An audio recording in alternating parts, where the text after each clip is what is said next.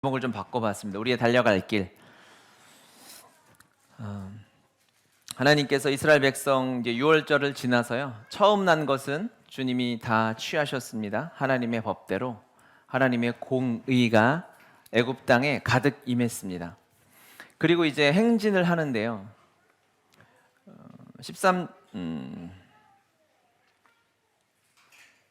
17절 중반 이후에 보면 하나님이 말씀하시기를 이 백성이 전쟁을 하게 되면 이렇게 나옵니다. 그렇죠? 이스라엘 백성이 이제 출애굽했어요. 그래서 나와서 이제 가나안 땅으로 가야 하는데 하나님이 바로 말씀하시는 것이 전쟁이라는 것입니다. 전쟁을 하게 되면 전쟁이 있을 것을 말씀하시는 거죠. 하나님 인도하시는 삶에 우리 주님 만났잖아요. 구원받았잖아요. 그렇다고 이 세상의 전쟁 같은 일들은 끝나느냐? 그렇지는 않은 것입니다. 이 땅에는 여전히 주님과 만나고 주님과 동행하는 삶을 살아도요.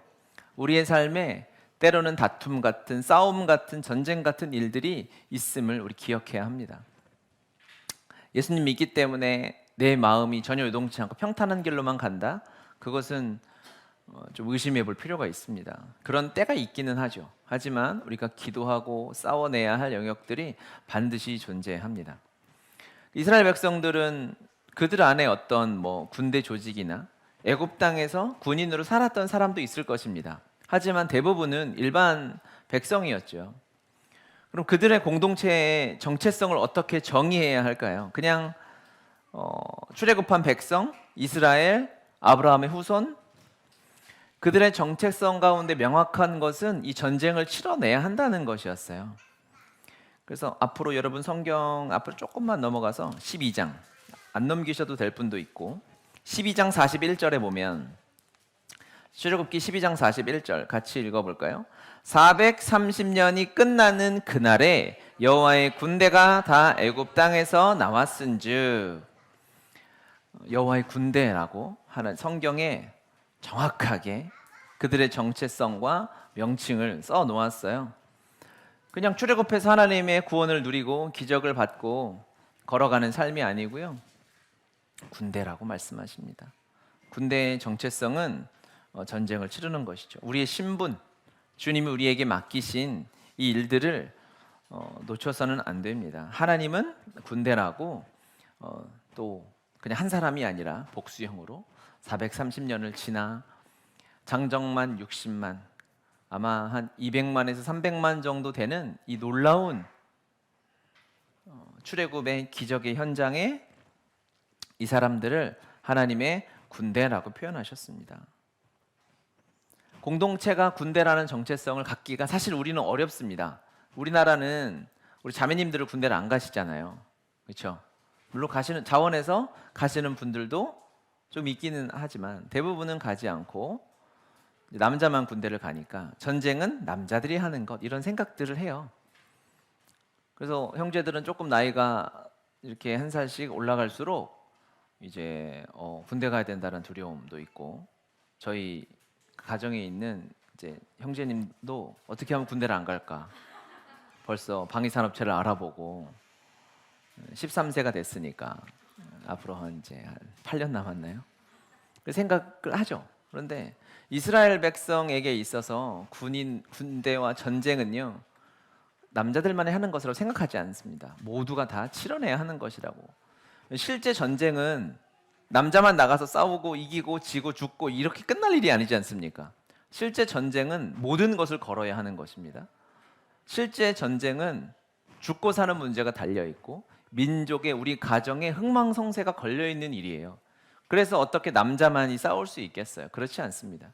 이스라엘 백성은 지금도, 이스라엘 국가는 지금도 여자도 의무적으로 군대를 2년씩 가죠. 특별한 질환이 있거나 그런 사유가 있지 않는 한. 그래서 2년, 남자는 2년 6개월 이렇게 복무를 지금도 합니다. 이스라엘은. 그러니까 정체성이 명확하죠.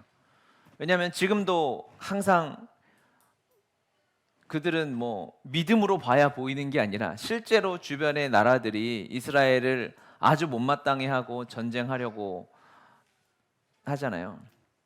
30년 전만 해도 실제로 전쟁이 있었고, 예루살렘에 가면 예루살렘 그 올드시티 안에 지금 예수님의 그 승천하셨던 그 골고다 언덕이 있는 그 성벽에 보면 총탄 자국이 굉장히 많아요. 지금도 전쟁을 한 지가 몇십 년 안 됐거든요.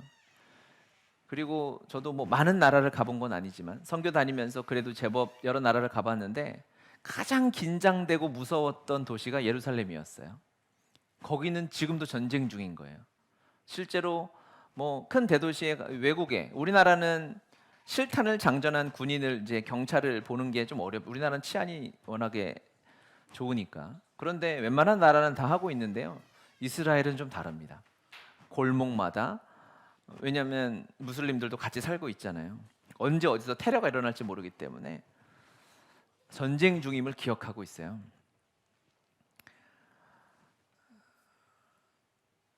우리는 지금 그 가운데 있습니다. 사단은 여전히 우리를 노리고 있죠. 그렇죠? 우는 사자와 같이 우리의 마음과 우리의 생각과 우리의 삶을 사단이 원하는 곳으로 이끌어 가려고 여전히 노리고 있어요. 전쟁이 끝나지 않았다라는 것을 기억해야 합니다. 전쟁은 사람의 예상대로, 사람의 계획대로 되지 않는다고 해요. 전쟁을 준비하는 많은 작전 계획이 있죠. 수천 가지의 작전 계획이 있다고 합니다. 우리가 이겨야 공격 계획, 방어 계획이 있는데, 제가 예전에 어떤 책에서 봤어요. 가능한 모든 경우의 수를 미리 예상해서 훈련을 해야 하고, 방어 훈련, 공격 훈련을 해야 한다. 하지만 전쟁은 결코 우리가 훈련한 대로 되지 않는다, 이렇게 얘기하더라고요. 우리나라 한국전쟁, 6.25 전쟁 할 때 인천 상륙 작전으로 우리가 이제 전세를 역전했잖아요. 미군과 유엔군이 함께 해서. 그때 자료들을 보면 북한과 소련군이 상륙 작전을 예상했다는 거죠. 그리고 아마 군산이나 인천이나 이쪽으로 들어올 것이라고 예상을 했다는 거예요. 예측을 못한 것이 아니에요. 그런데 그 작전을 막아내기 위해서 때와 시와 병력들이 이 모든 것을 계획하고 하기가 참 어렵죠. 그리고 시선을 돌리기 위해서 오히려 동부전선 쪽에서 거기에 올인하는 것처럼 페이크를 쓰고, 페이크도 페이크지만 실제로 많은 군인들이 거기서 전사했죠. 그렇게 하면서 서쪽을 쳐서 우리가 이겼잖아요.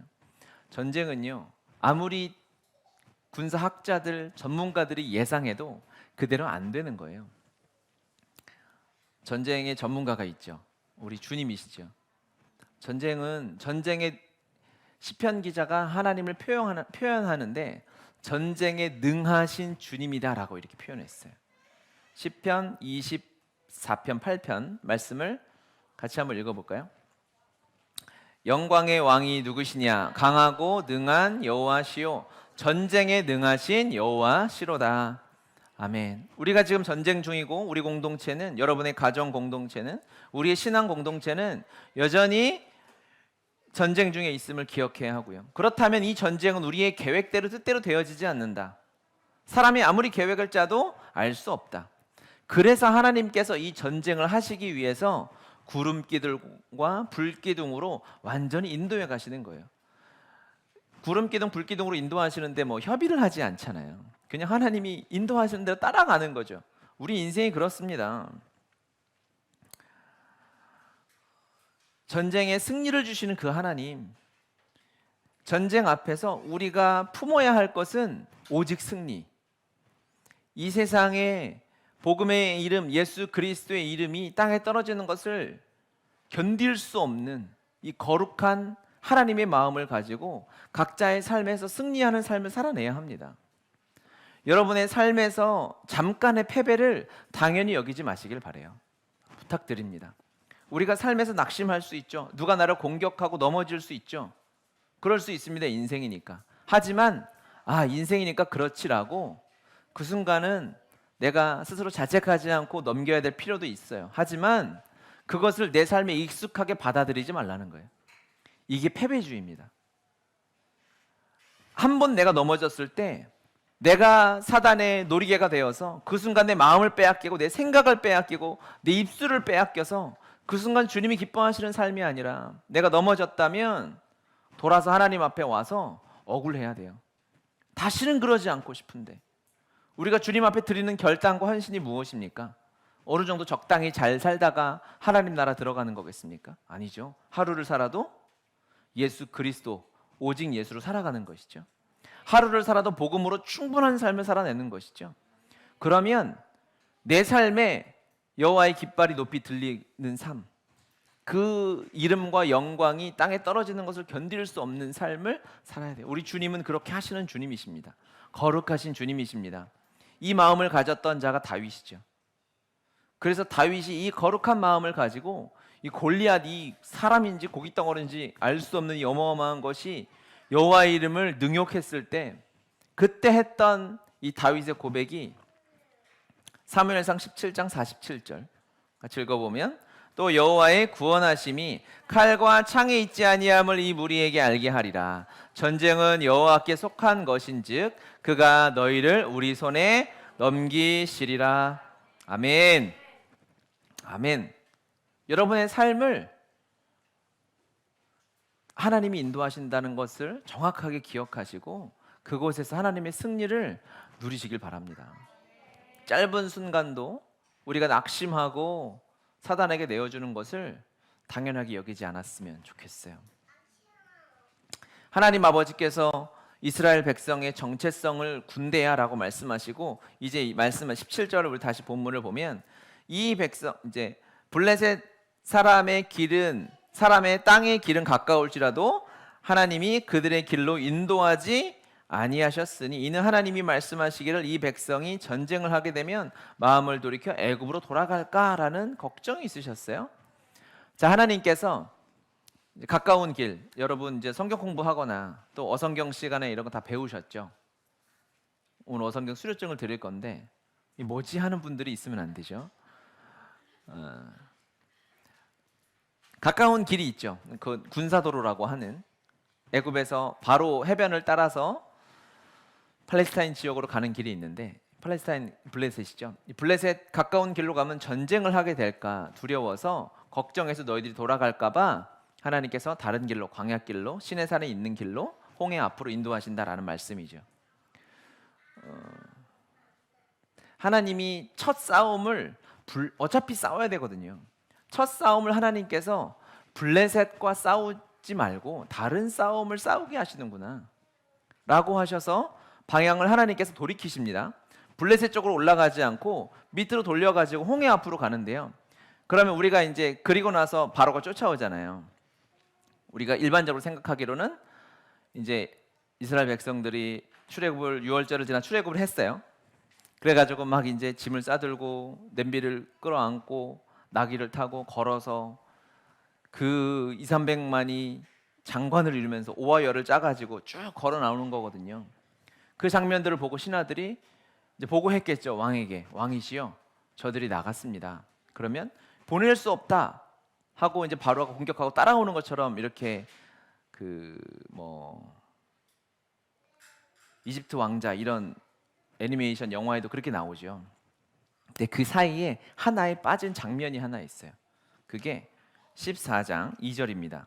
1절 2절 읽어볼까요? 여러분 성경 14장 1절 2절.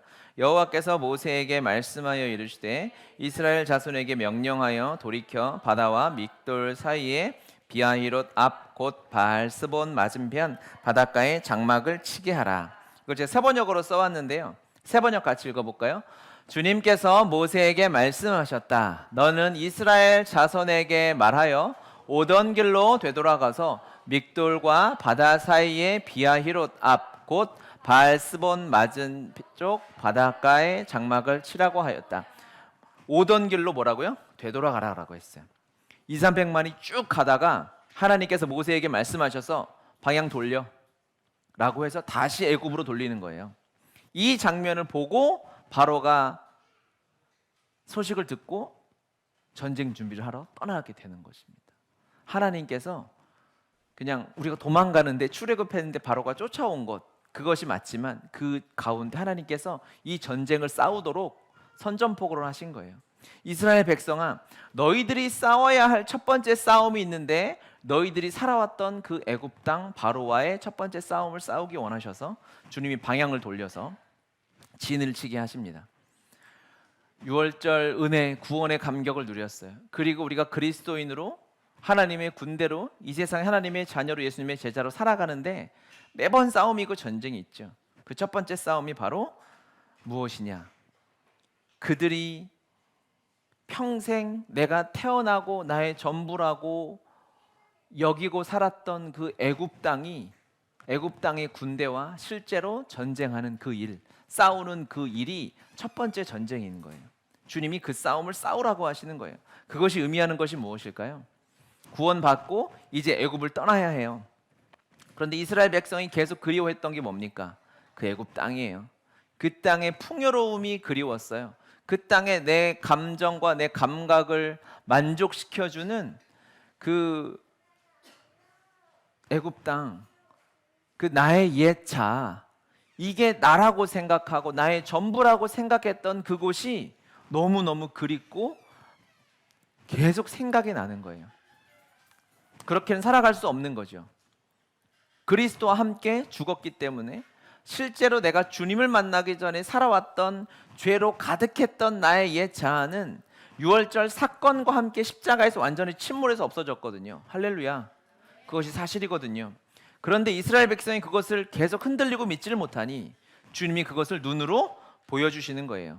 자, 너희들이 그렇게 전부로 여기고 살았고 행복하게 살았고 너희들의 공급이 되었던 그 애굽 땅이 너희 눈으로 침몰하는 것을 보거라 라고 말씀하셔서 애굽과 전쟁을 붙이시고, 전쟁도 아니죠 사실은.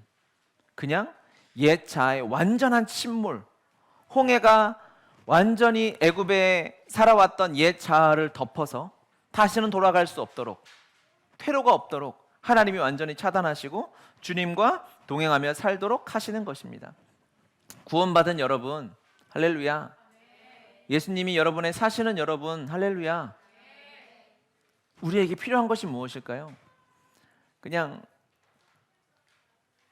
가장 중요한 것을 말씀드리면 로마서 6장 6절 같이 읽겠습니다.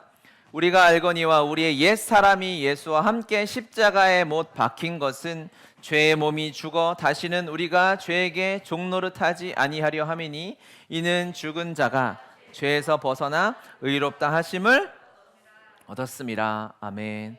바울은 언제나 나의 옛사람, 옛자, 십자가에 못 박힌 것을 이야기할 때 항상 과거형으로 얘기한다고 했어요. 내가 본 거예요. 내가 경험한 거예요. 경험하지 않고 이렇게 쓸 수가 없어요.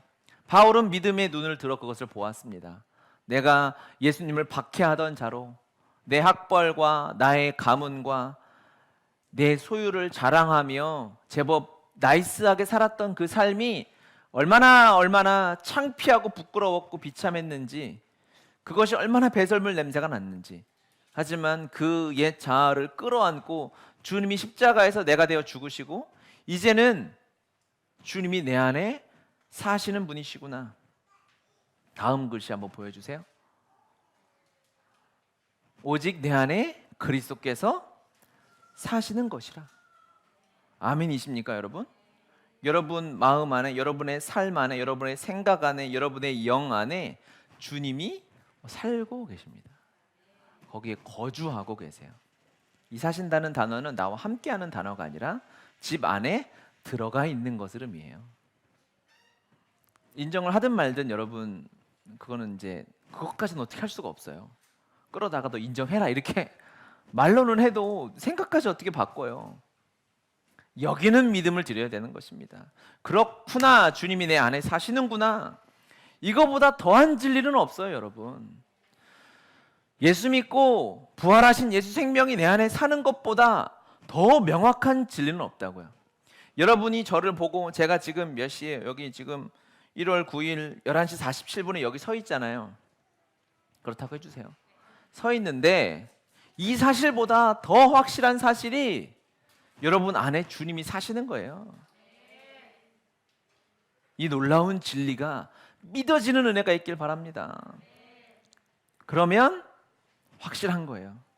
나의 죄된 모습으로 살았을 때는 주님이 내 안에 거주하실 수가 없어요. 6월절을 지나야 해요. 주님이 내 안에 사시는 이 은혜를 누려야 돼요.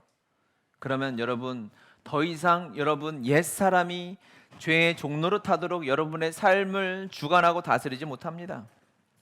돌아갈 수 없습니다. 믿음의 눈을 들어 그 은혜를 경험하시길 바라요. 할렐루야. 이것이 가장 큰 사실이고 진리입니다. 바울이 이것을 단언하며 이야기하고 있는 것이죠. 내 안에 사시는 그리스도.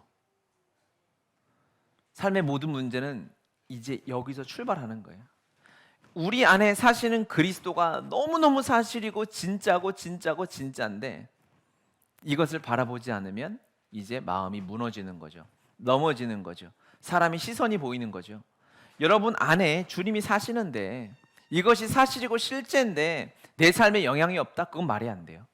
여러분 제가 이따가 제비뽑기 해가지고 뽑힌 사람 한 사람 집에 내가 오늘 바로 예배 끝나고 너랑 같이 신방 갑니다 이렇게 하면 얼마나 지금 짜증나요. 뭐? 지금? 왜? 청소도 안 했는데? 사실이면 목사 한 사람이 집에 가도요 그것은 너무 큰 실제로 다가와요. 내 마음 안에 주님이 찾아오셔서 실제로 거주하고 계신데 이것을 무시하고 내 마음대로 살아간다? 그래서 삶에 문제가 생기는 거예요. 주님이 안 보이면 사람이 보입니다. 주님이 안 보이면 돈이 보입니다. 주님이 안 보이면 미래에 대한 두려움이 다가옵니다. 내 안에 사시는 그리스도가 내 삶에 영향력을 끼치지 못하도록 내가 그것을 완전히 덮어버리면 주님이 너무 인격적이셔서 우리가 그렇게 하면 그렇게 계세요. 내가 주님을 무시하면 주님이 그렇게 계시는 것 같아. 왜? 눈 감아버렸는데 그 눈을 떠서 어떻게 억지로 보게 안 하시거든요. 여러분 안에 사시는 그리스도, 정말 진정 살아계시는 그분께 우리의 마음을 집중해야 합니다. 할렐루야, 아멘. 주님께 집중하면 그냥 예수님만 바라보고 끝나는 것이냐? 아니죠. 주님은 세계관이죠. 예수님을 바라보면 예수님의 시선으로 이제 세상이 보이는 거예요. 내가 주님을 보는데 주님이 어디를 계속 보고 계시는 거야. 한 눈은 나를 보고 계시는데 또 한 눈이 울고 계시는데 이 세상에 아파하고 있는 영혼들을 향해서 여전히 동일하게 울고 계시고 아파하고 계시는 거죠. 이 땅에 죽어가는 영혼들을 향한 그 눈물이 주님의 눈에 주님의 마음에 있음이 보이는 거죠. 그래서 주님을 만난 자, 주님을 주목하는 자는 그래서 하나님이 원하시고 하나님이 기뻐하시는 그 삶으로 나아가게 됩니다. 다시 시선을 뒤로 돌려서 주님을 바라보는 자는요 시선을 앞에 두는 자이고요, 주님을 바라보지 않으면 다른 데 시선을 돌리는 자가 아니에요. 뒤를 보는 자입니다. 소돔과 고모라가 하늘에서 불이 떨어져서 망하고 있는데 왜 뒤를 보냐고요. 롯의 아내가 뒤를 돌아봐서 거기서 그의 비참한 인생이 끝나게 되죠. 주님을 바라보고 앞으로 나의 옛 자아가 이미 침몰했어요. 이미 사라진 여리고를 왜 보겠습니까?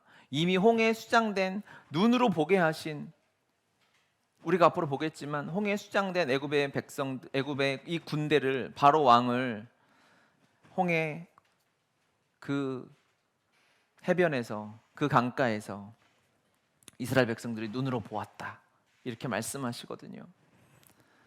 주님을 보는 자는요 뒤를 돌아보고 내가 그동안 좋아했던, 사랑했던, 아꼈던 그것에 집중하는 자가 아니라 주님을 바라보며 하나님 나라를 바라보며 앞으로 전진하는 자임을 믿습니다. 그래서 주님이 이렇게 말씀하셨죠. 주님이 제자들을 부르시면서 내가 너를 불렀다. 하나님의 나라를 함께 섬기자. 그랬더니 아우 저 아버지 장례를 치러야 됩니다. 아우 저는 이런 일이 있습니다. 라고 이야기했더니 주님께서 누가복음 9장 62절에 예수께서 이르시되, 같이 읽겠습니다. 없어요? 중요한 말씀이 없어.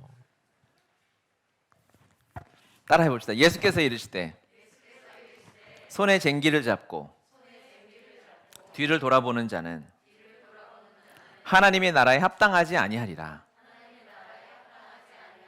아멘. 주님 손에 쟁기를 잡았다는 것은 주님의 사명을 받았다는 것이에요. 주님의 일꾼이 되었다는 것이고 주님과 연합하고 동역하는 자를 의미하는 것입니다. 그런 자가 뒤를 돌아보는 것은 합당하지 않은 거예요.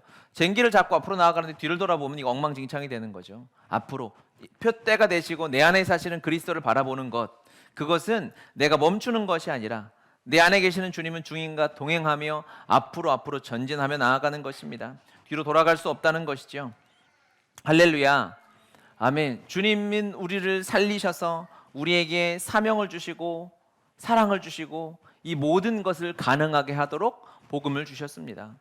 이 복음은 모든 것을 가능하게 합니다. 이 복음은 능력입니다. 이 십자가 복음만이 우리에게 능력입니다. 다른 어떠한 것도 복음 앞에 다 부끄러워요. 그 이 십자가 복음의 능력 앞에 다른 모든 것은 다 무릎 꿇을 수밖에 없어요. 아무리 수억 수조 원의 돈이 있다 해도 십자가의 능력 앞에 굴복하게 되어 있어요. 말 한마디로 수천 명 수만 명을 움직일 수 있는 권력이 있다 해도 이 복음의 능력 앞에 아무것도 아니죠. 우리가 하나님의 군대로 부름을 받았어요. 그리스도의 사명을 받았고 우리의 복음으로 사단과 이 악한 영과 전쟁을 해서 영혼을 살려야 되는 복음의 이 사명을 받은 우리 교회와 여러분 한 사람 한 사람인 줄 믿습니다. 아멘.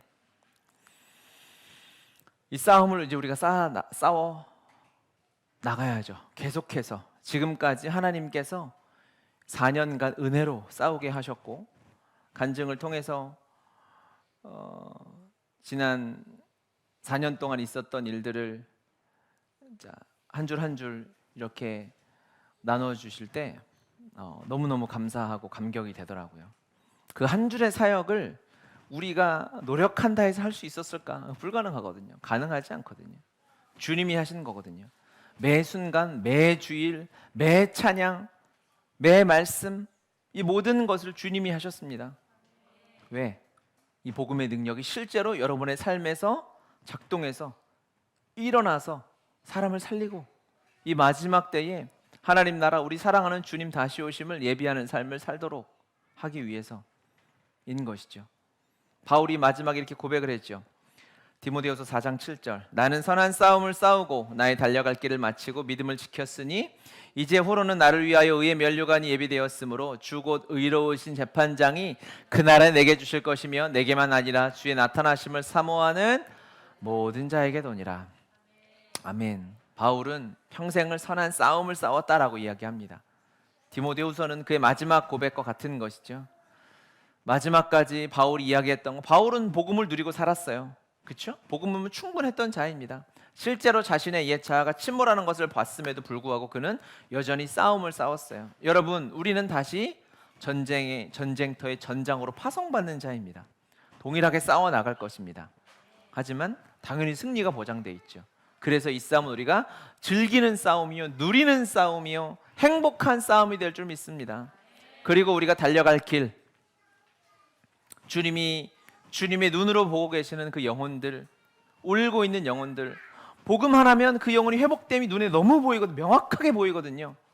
모든 사람을, 많은 사람을 만나고 상담하고 이야기하면서 하나님께서 올해 학교를 시작하게 하시면서 이제 지경이 더 넓어졌잖아요. 교육에 관심 있는 사역자들, 사람들 만나게 하시면서 안타까움이 있어요. 문제가 있고 아픔이 있어요. 복음이면 되는데 복음도 안 되면 진짜 안 되는 거예요. 근데 복음이면 가능하니까 어떠한 돈 문제도 사람 문제도 미래에 대한 어떠한 문제도 복음만이 가능하게 하지 않겠습니까? 세상을 변화시키는 복음, 할렐루야. 나를 변화시킨 이 복음은 당신도 변화시킬 수 있는 거 아니겠습니까? 이 십자가 복음이 나를 변화시키지 못했으면 우리는 말하면 안 돼요. 내 입 밖에 꺼내면 안 돼요. 나도 변화시킬 수 없는 복음이 무슨 복음입니까? 그렇죠? 나를 움직일 수 없는 믿음이 무슨 믿음이에요? 하지만 이 복음이 우리를 변화시켰어요. 완전 하나님의 사람으로 만들었고 이 복음 안에서 우리의 옛 자아가 완전히 죽고 우리의 애굽 생활이 끝나고 주님과 함께 동행함으로 주님이 전부 되심으로 그 길이 광야이든 그 길이 가나안 땅이든 주님으로 충분한 삶으로 인도해 가고 있지 않습니까? 할렐루야죠. 우리가 지금 잘 살아서가 아니라 우리 믿음의 고백이 복음이 나를 바꾸었다, 복음이 나를 변화시켰다, 생명 변화시키는 이 복음과 우리에게 준 이 복음으로 말미암아 세상을 변화시키는 기도로 하나님의 나라, 하나님의 영광 이뤄낼 것을 우리가 꿈꾸고 있지 않습니까? 할렐루야. 여러분, 이 은혜가 이 우리가 달려갈 길이 무엇일까? 생명 변화시키는 복음과 세상 변화시키는 기도. 이 두 가지를 다시 붙잡는 여러분들이 되시길 바랍니다. 아파하고 있는 영혼이 있으면 복음이면 결론입니다.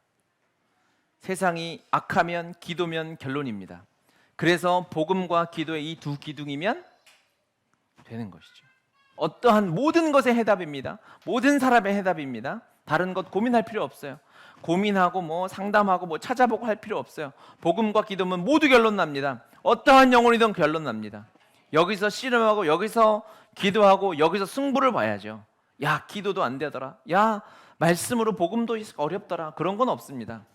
그러면 우리가 교회 할 이유가 없어요. 복음으로도 안 되더라 하면 그때는 교회 문 닫으면 됩니다. 기도해도 세상이 바뀌지 않더라, 저 사람이 바뀌지 않더라, 상황이 나아지지 않더라, 그럼 우린 더 이상 기도할 이유가 없습니다. 하지만 하루를 살아도 이제 내 남은 삶 전부를 복음과 기도에 다 걸어도 우리는 문제 없어요. 그 길이 유일한 한 길이요, 승리하는 길이요, 그 길 끝에 우리 주님 만나게 될 줄 믿습니다. 아멘. 우리 찬양할 텐데